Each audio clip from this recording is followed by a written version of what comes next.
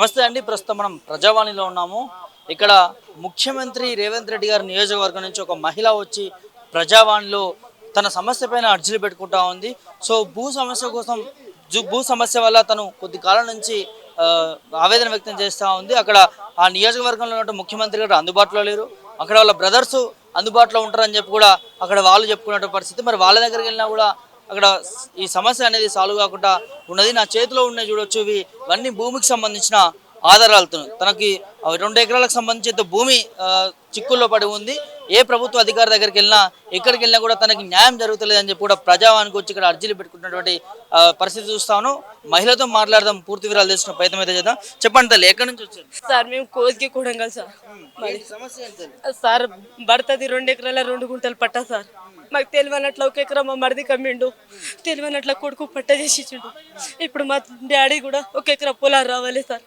2 తొలన్నర నాన్న రావాలి. 7 తొలల కింద 1 ఎకరా పొలాలు రాసి ఇచ్చిండు. ఇప్పుడు ఇక్కడ లేదు అక్కడ లేదు సార్. తాగుమంటున్నారు ఇద్దరు కలిసి. మా పాప ఉంది, గడ్డి మంది పోసుకున్నది సార్. ఉరి పోసుకున్న 10 బాట్లు ఆ రోజు చెయ్యనని 60-70 ఏళ్ళు ఉంటాడు సార్ మా ఆయన. ఇప్పుడు నాకు సాగు దెబ్బలు ఉన్నాయి సార్. మరింత కొడతాడు, బట్ట కడగాడు, పొట్ట కడగాడు, ఏమిటికి అడగాడు. కూలి నాలి చేస్తే కూడా అన్నీ గుర్తుకుంటాడు డబ్బులు. ఆయన తాగుతాడు. ఇప్పుడు నాకు ఏ దానికి దారి లేదు. నాకు మనసు పూర్తిగా ముఖ్యమంత్రికి వెళ్ళి నాకు మనసు పూర్తిగా పట్ట చేసి నాకు మంచిగా కోరుకుంటున్నాను అనుకుంటున్నా సార్. ఇంతకు మించి ఏమి వద్దు. నా పాపకు ఒక మంచి జరగాలి. నా పాప కూడా హాస్టల్ ఉంది సార్. మాకు నా పాపకు న్యాయం జరగాలని మనసు పూర్తి కోరుకుంటున్నాను. మా మరిది దాంట్లో కూడా మాకు తెలియనట్లు అమ్మిడు సార్. దాంట్లో కూడా చర్చ తీసుకున్నాను సార్. 7 ఎకరాల సమస్య పైన ఇక్కడ సంబంధిత అక్కడ మీ ఎమ్మెల్యే ముఖ్యమంత్రి ఉన్నాడు, ఆయన కలగకపోవచ్చు అని బ్రదర్స్ అన్న వాళ్ళని కలవడం ఎవరు కలుస్తలేరు సార్. ఈ కానిస్టేబుల్ కూడా ఎస్ఐ కూడా పంపిస్తలేరు సార్. గోల్కొండకి వెళ్ళిన సార్. ఆ రోజు పిచ్చి తిరిగినట్లా తిరుగుతున్న 10-11 రోజులైంది. ఇంట్లోకి వెళ్ళి బయలుదేరి అన్ని సాగు దెబ్బలు కొడితే కూడా భరించలేదు సార్. నేను మా భర్త సార్. అవును సార్. ఈ బాండ్ రాసి ఇచ్చినప్పుడు మా మరిది వాళ్ళు గొడవ పడితే అప్పుడు రాసి ఇచ్చిండ్రు సార్. ఇప్పుడు ఇది రాసి 10-11 ఏళ్ళు అవుతుంది. ఏమంటలేరు. ఇప్పుడు వెళ్ళిపోంటారు. నేను ఎక్కడ వెళ్ళాలి సార్? దీని నుంచి 2 సార్లు అవుతుంది సార్. ఎవరు పట్టించుకుంటలేరు. ఎల్లమ్మ ఎల్లంటాడు, కోర్టుకి వెళ్ళంటారు, అందరు అంటారు సార్. ఎమ్మెల్యే ఎవరందరూ అక్కడ కూడా నిన్న వెళ్ళిన జూబ్లీకి ఆయన ఒక ఆయన ఏమంటాడు, అమ్మని కలుగుతాడా ఎమ్మెల్యే ముఖ్యమంత్రి? తెల్ల వాళ్ళకి మంచి వాళ్ళకే కలవడంటే మేము ఓటు వేయలేదా సార్? మేము కూడా ఓటు వేసినాం కదా. ఈరోజు మాకు దొబ్బితే మేము ఎక్కడ వెళ్తాము? మాకు కూడా పట్టించుకున్నాలే కదా. మాకు న్యాయం జరగక ఎంత దవ్వొచ్చినాము. మాకు బట్టగలేదు పొట్టగలేదు సార్. 10 రోజులు అవుతుంది. కడుపుకు అన్నం కూడా తినట్ల పిచ్చి తిరిగినట్ల తిరుగుతున్నా. ఎవరు పట్టించుకుంటలేరు. 2 మాటలైంది సార్. అవుతుంది అంటారు కానీ నాకేమంటలేరు. వెనక ముందు కూడా ఎవరిని భర్తనే తాగి అవును సార్. ఆ భర్త, మా మరుదులు, మా యారళ్ళు అందరు అయిపోయిండ్రు. ఇప్పుడు ఆయన నాకు చిత్రగింతలు పెడితే కూడా భరించిన సార్. కానీ నాకు భూమి అయితేనే ఉంటుంది సార్, లేకుంటే ఉండను సార్. ఏమైనా వేసుకొని చనిపోతా. ఆ తండ్రి బాధ నుంచి, భర్త బాధ నుంచి భరించలేకపోతున్నా. మా సొంతం తండ్రి కూడా సార్. ఆయనని చేసి ఇచ్చిండు. ఆయన 70-60 ఏళ్ళ మనుషులకి ఇప్పుడు నాకు ఇంత ఇబ్బంది పెడుతున్నారు ఇద్దరు కలిసి.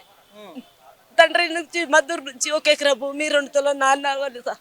ఈ ఆయన నుంచి 2 ఎకరాలు సార్. మాకు తెలియనట్ల 7 ఎకరాలన్నర దొంగ పట్ట చేసి ఇచ్చిండు సార్. మాకు పాప కూడా కొడుకు కూడా చిన్ననే ఉన్నాడు. నాకు తెలియనట్ల చేసిండు. కోతికి కోట్ల కేసు కూడా పెట్టిన, కొట్టిండు. తిరిగి ఇట్లా బంగారం తీసుకున్నాను. ఇప్పుడు ఎవరు నాకు ఎంట ముందర లేని దానికి నాకు చాలా బాధ పెడుతున్నారు. అవును సార్. నేను పిచ్చి తిరిగినట్ల నాకు తిప్పుతున్నారు. బట్ట కన్నాడు సార్, బట్ట కన్నాడు, 10 రూపాయలు అన్నాడు. హాస్పిటల్కి పోతే ఎందుకు పోయినా బిడ్డ రేపు ఎవరు రమ్మన్నారు, ఇది అది అని చిత్రగింతలు పెడతారు సార్. ఈ పేగులు ఏం లేవు సార్. 95 కుట్లు పడ్డాయి సార్. అన్ని కాగితాలు కూడా ఉన్నాయి, రిపోర్ట్లు. చేతి కూడా ఇరగొట్టిండు సార్. ఏం భరించాలి? అన్ని చాలా బాధ ఉంది సార్. నాకు వచ్చిన బాధ ఏ ఆడపిల్లకు రావద్దు, ఏ ఆడపిల్ల భరించొద్దు, ఏ ఆడపిల్ల కూడా భరించదు సార్. అన్ని భరించిన ముఖ్యమంత్రిని కలిసే ప్రయత్నం చేసినా కలవనీయలేరు సార్. ఎవరు కలవనీయలేరు. వస్తున్నా వాటికి వస్తున్నా వెళ్ళిపోతున్నా కానీ ఎవరు కలవనీయలేరు. నాకు న్యాయం జరగాలనుకుంటున్నా కానీ కానిస్టేబుల్ కూడా పంపిస్తలేరు సార్.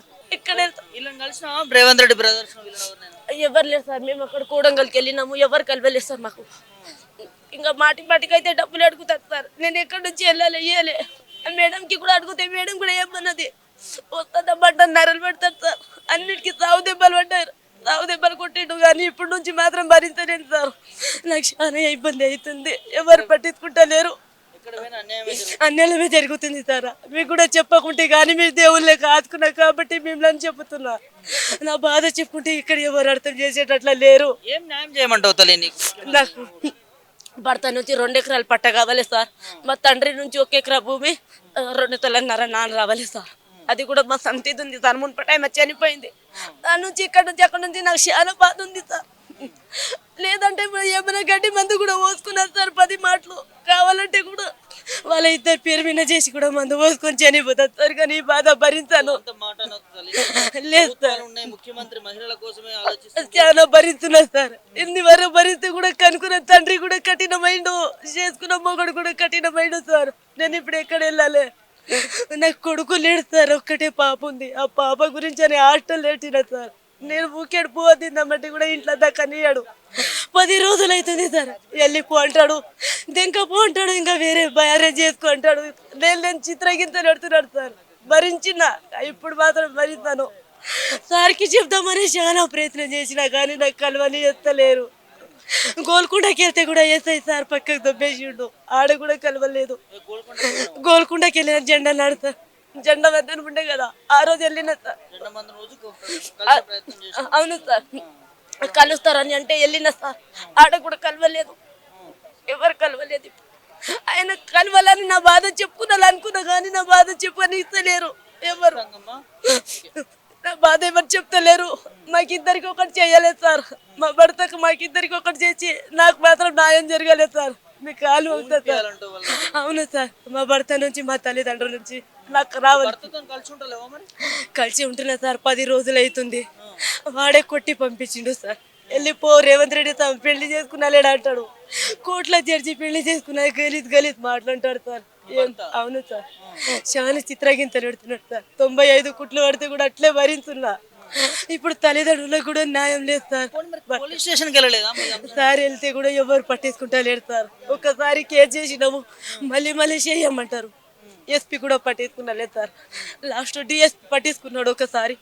డిఎస్పీ చెప్పిండు అమ్మ నీ ఇంటికి వెళ్ళి అన్నాడు. అంతేగాని ఇంకా వేరే ఏం విషయం చెప్పలేదు సార్.